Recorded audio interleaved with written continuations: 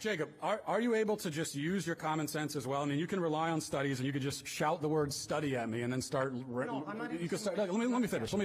Sorry. Jacob, here's what I know. If you want to even begin to claim that a study has proven that castrating and sterilizing little boys helps them in the long run, then you would need to have a large sample size of children who've gone through these procedures, and we've checked back with them in adulthood to see how they're doing. You can shout about studies and list random medical organizations. That doesn't impress me. There was a time when every medical organization would have told you that, bloodletting is the way to cure every disease.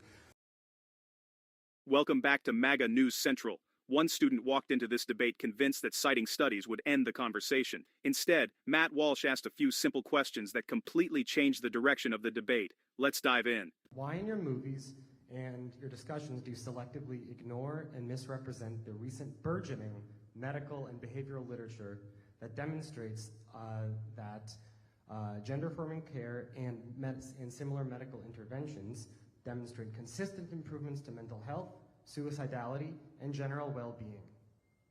Which study are those? There are probably like 30 studies by this point, all produced in the last 10 years or so. Anybody can look them up on... Okay, well, here's the problem. Here's the problem. I'm not impressed by just you saying a study. No, okay, because studies. Fine. Well, there could be 100 studies. There could be 1,000 studies. Them. Great. Yeah, and I have read them. Have you? Yes, I have. Okay. So I'll give you one example. I don't know if you can give me any examples, but I'll give you one example of a recent study and this was just in the headlines. It said that it proved that double mastectomies for minor girls improves their well-being. And this was a study, and it was proven, peer-reviewed. Then you read how they actually conducted this study, and you find out that they interviewed a very small selection of girls in one region of the country, all from the same socioeconomic background, and they did their follow-up, I think it was 3 months later.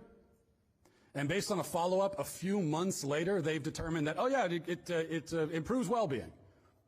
You see the problem here? Now, I don't. There are many, but this is the exception to the rule. Many of I don't think it is. Use observational data with various follow-up from 6 months to 5 years to 10 years, and they don't demonstrate what you claim. Well, you can say the word study, but what I'm saying is when you look them up. Okay, great. You can Google them. Yeah, and so can you. It sounds like you haven't. I've done it a good bit. Oh, you've done it a good bit. Okay, all right. Well, I just gave you an transgender health, PubMed, NIH, gender-affirming care, and I mean it's okay. Just Let me ask you this. Anybody can look at this. What's your name? Jacob. Jacob. Let me ask you this. How do you think they would have large-scale, long-term studies about the effects of these drugs and these surgeries on children when we only started doing it to children at a large scale a few years ago? So how could that even exist?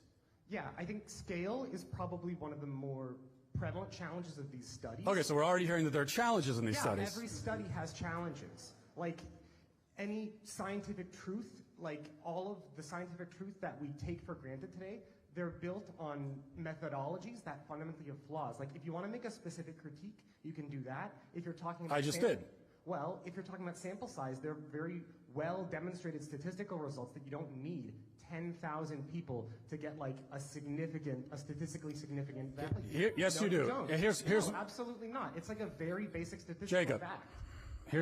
Jacob. A sample size greater than 1,000, that can that has very nice asymptotic properties. Jacob, here's what I know.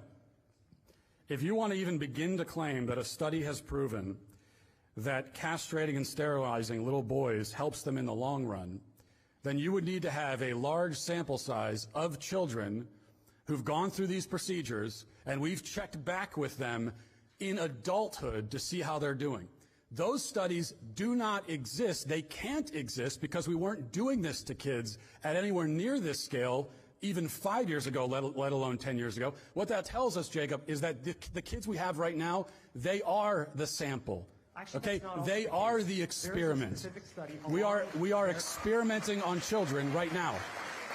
That's just demonstrably, you can easily demonstrate that that's not the case. And are you, Jacob, are you able to just use your common sense as well? I mean, you can rely on studies, and you could just shout the word study at me and then start. No, I'm not. You can start. Let me finish. Sorry. You can shout about studies and list random medical organizations. That doesn't impress me. There was a time when every medical organization would have told you that, you know, bloodletting is the way to cure every disease. Sure.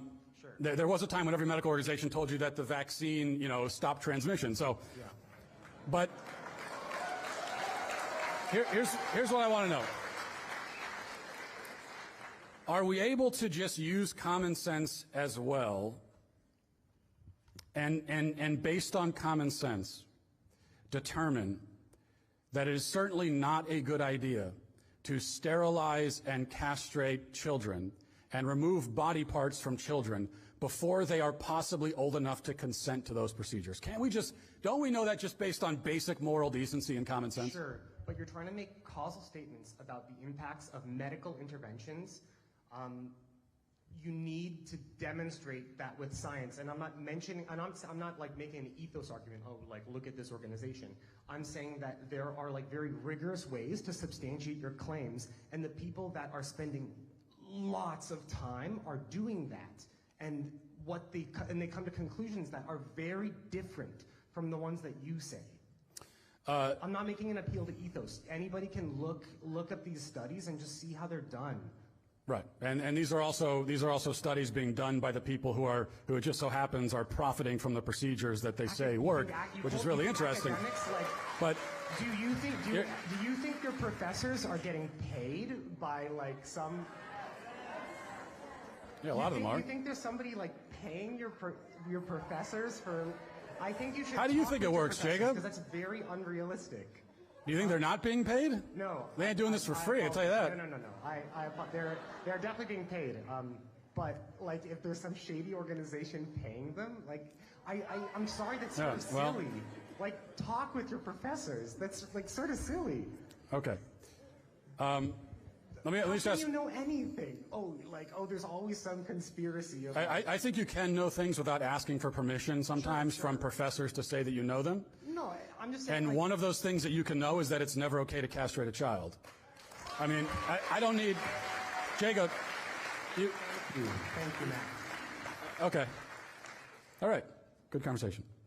The debate opened with a student claiming that numerous recent studies prove gender-related medical interventions improve mental health and well-being. Matt didn't reject the claim outright. Instead, he asked the obvious question: which studies, and how were they conducted?